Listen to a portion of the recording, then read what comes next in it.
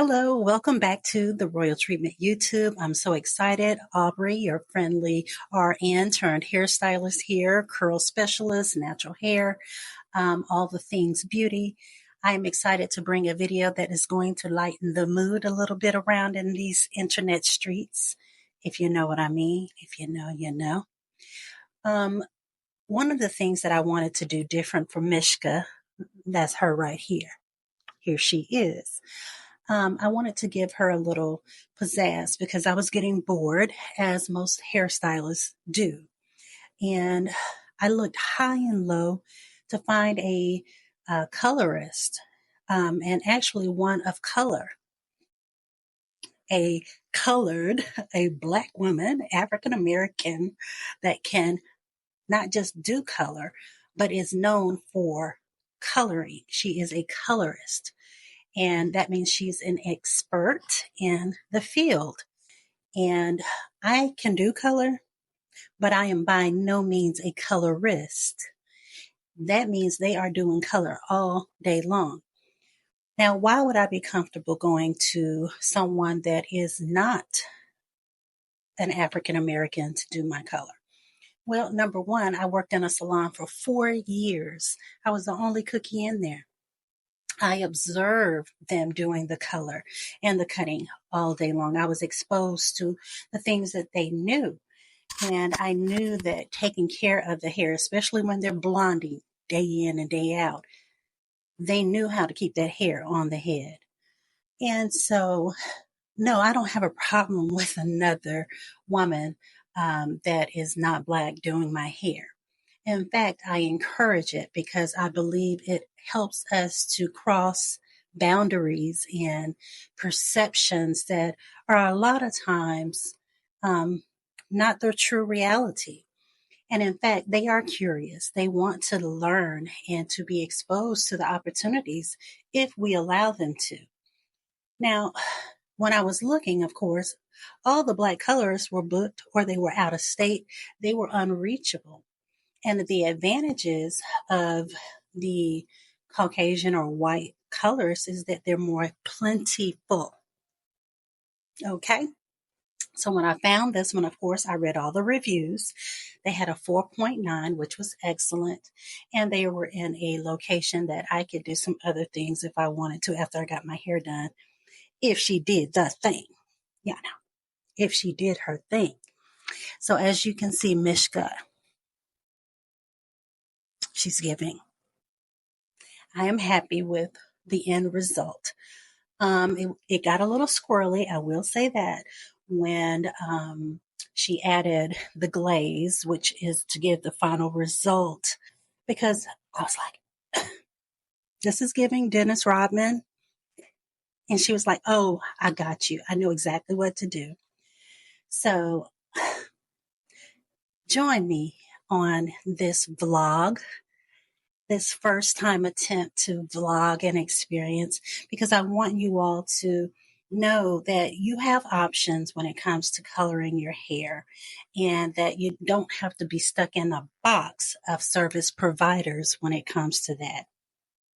Follow along.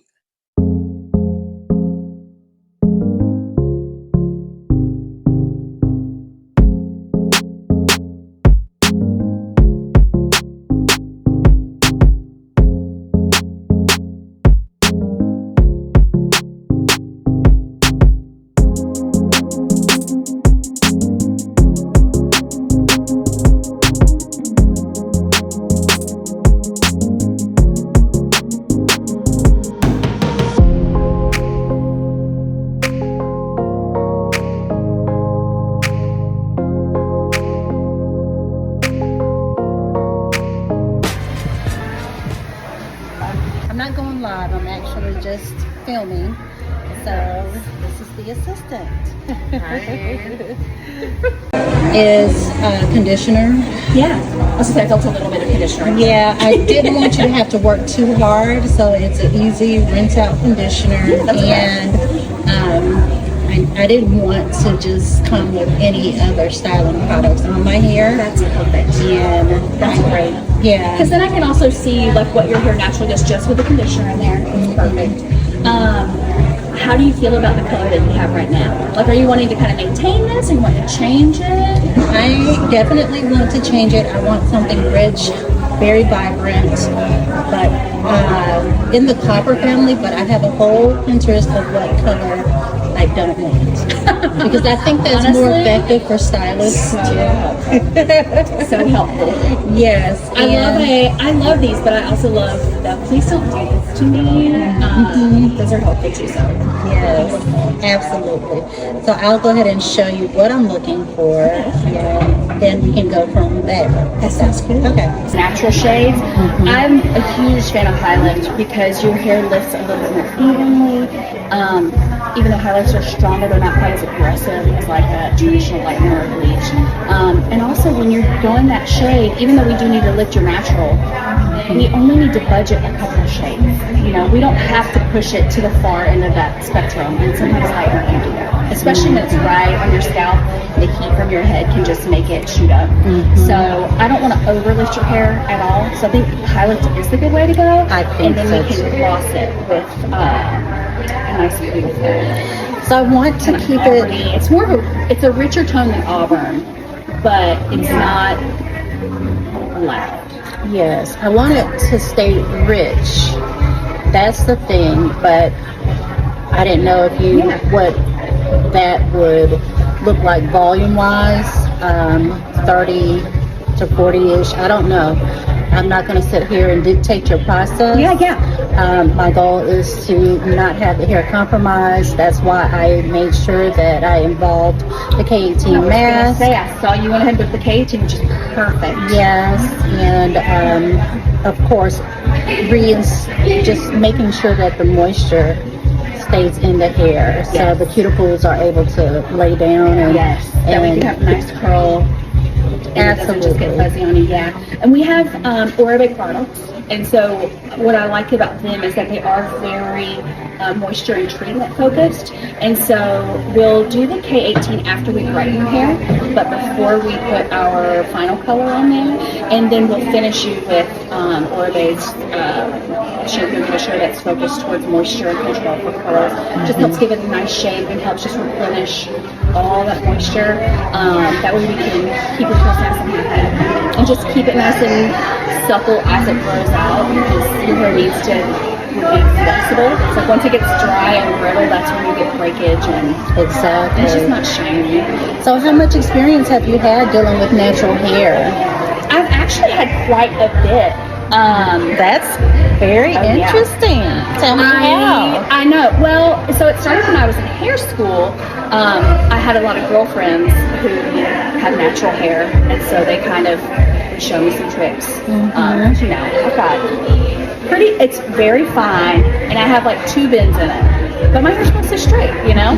So, but I love natural hair. I love curls, and so I'm happy that you don't want to put lightning on there. Very good, very well. So, I'm excited. Me too. And one of the things that I knew that styling, hold on. If we were to press, it would. Oh, absolutely not. No. I don't. I figured that was not the goal, but I see that I actually do need a trim because these little straight hairs, they come there. I don't know what that's, but unfortunately, I am very anal about that, and I need to have that assessed and make sure it's done at my comfort level. Yes. And I was going to say, if you have, I'm happy to trim it for if you want, or if you've got somebody, I want you to be comfortable. So whatever you want. I am right now my own stylist, and she's about to get fired. Oh, but rest in peace, girl. I'm excited about just the color itself, but in your professional opinion, would you suggest that I get the trim before the color? Looking at my ends, say, honestly, okay. If we were just doing a base color, then I would say yes. But because we're doing a high lift and I don't really want to overlap anything, sometimes the extra length is actually a little bit helpful.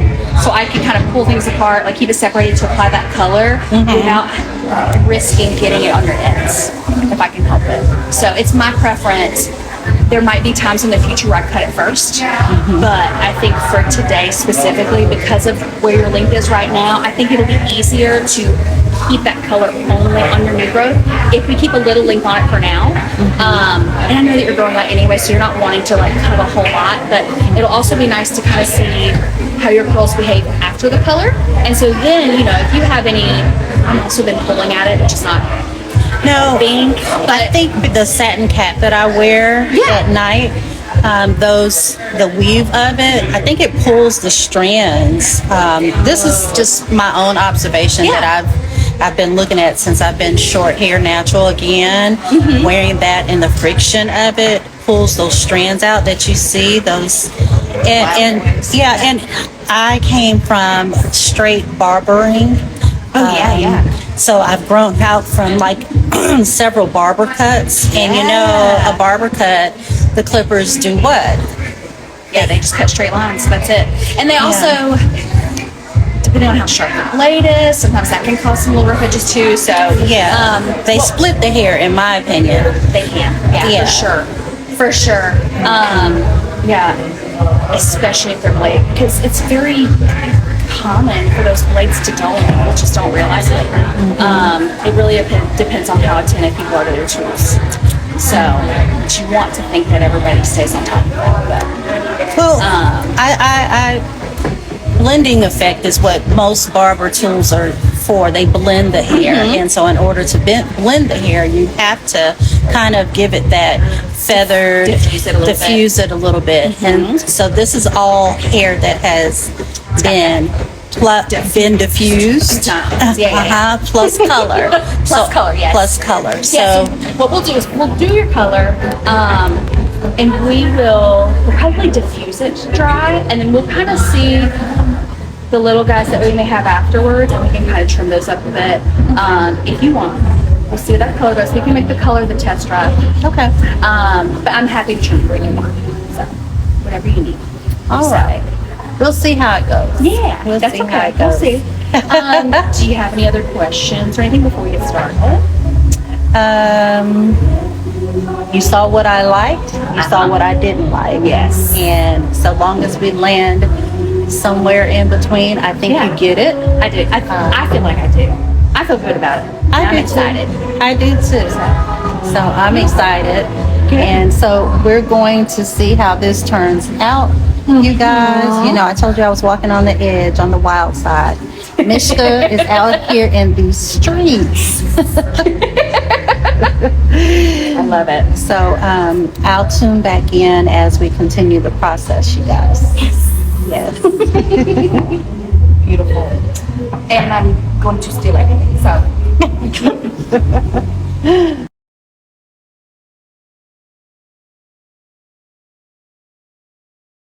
So, what was my overall impression of the salon, and would I recommend it? Okay, I love stuff like this. I love reviews. Number one, my impression of the salon, that it was modern. It was welcoming. The people were welcoming. I didn't get any cringy ick, if you will. And they had good drinks. No. The stylist was confident. That's what I look for. If you're unsure, then I'm unsure. She listened. She knew her craft. And she was not afraid to touch and deal with my hair. At no time did I feel uncomfortable. Now, styling, I let her play. I did. I just wanted her to experience it. She did have a good concept of it, but of course she would need training just like we do. We're just now really understanding and learning our natural hair, much less a woman of a different ethnicity, race, whatever. And So I did not have high expectations of what she could or could not do. But I believe exposure is one of the things that allows us to learn from one another. And I am most definitely open to doing that. Um, so far as the color is concerned, I did not get the aftercare instructions. Thank goodness I am a stylist. I think she got busy towards the end because my appointment started at 1. Well, the appointment was scheduled for 1. She did not start until 1:30. And therefore, of course, we had to tack on an extra 30 minutes that normal time frame would not have been. I did not leave until about 5:30. And when we're doing double processes, this is not abnormal, you guys, when it comes to color.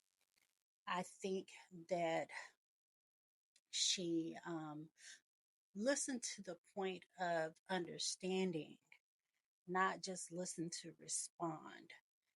Which is important when it comes to getting that hair color right. And when that initial color did not turn out, that initial glaze did not turn out right, she could tell by my body language that I was not comfortable with it. The key here is not how the hair may turn out in the process. It's does the colorist know how to fix it? That is the bottom line. Just that's where the money resides. Do you know how to fix it? And she did. I got several mask treatments. Um, what I would have liked to have done better was to encourage her to um, to explore the process with less. What would I say? With less anxiety. Yes, I could tell she was anxious because she wanted to make sure and get it right. And that's for all stylists. I could tell that she was anxious, not that she was scared, but she was definitely anxious because she wanted it so bad. And she did it. And if you want her name is Laura. And she had a wonderful assistant. He was very cool. They were very cool. And I really appreciated um, the service that I got, even though we started a little bit late. That's okay. So, yes, my color experience was great. The sun is coming down, but ugh, yeah, let me move on back. Maybe that's better. Yeah. So, anyhow, anyhow, um, I am caring for Mishka by making sure that I keep her well moisturized.